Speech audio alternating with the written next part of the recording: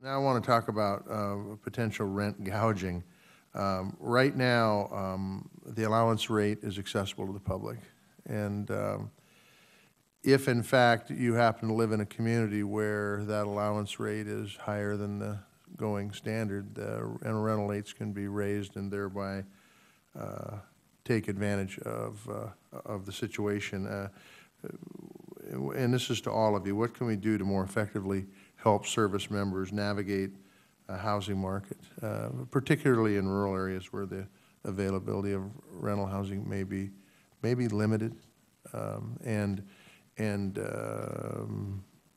may be jacked up due to the fact that the rental rates are public information. Go ahead, Holly.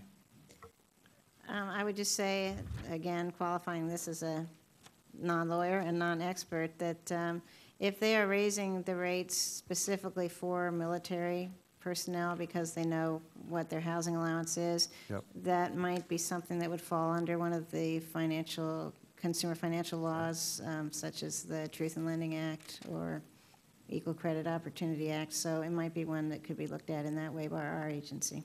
Okay. Anybody else? We're okay?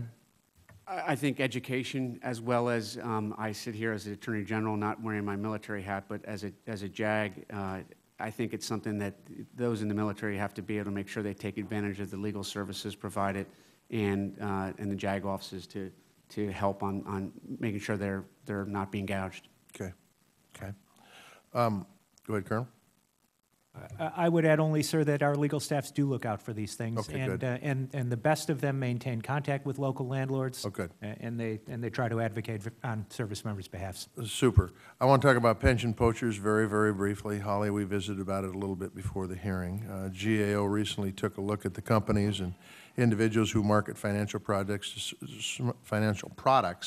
to services and services to disabled elderly veterans.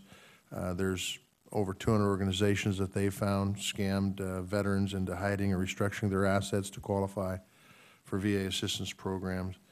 I think you know the story. It's somewhat, not somewhat distressing, it's incredibly distressing.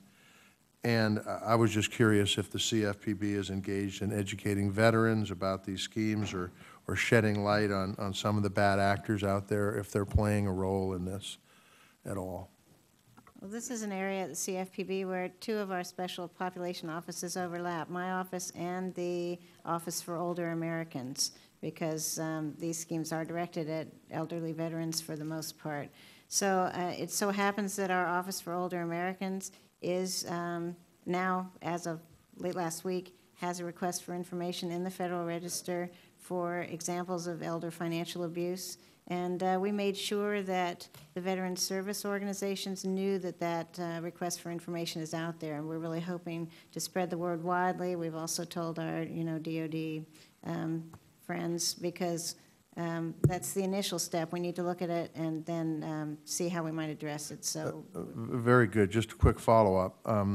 Have you been able to, you're working with VSOs. Mm-hmm. Have you guys been able to work with the VA at all on this issue? Have they reached out to you or you reached out to them?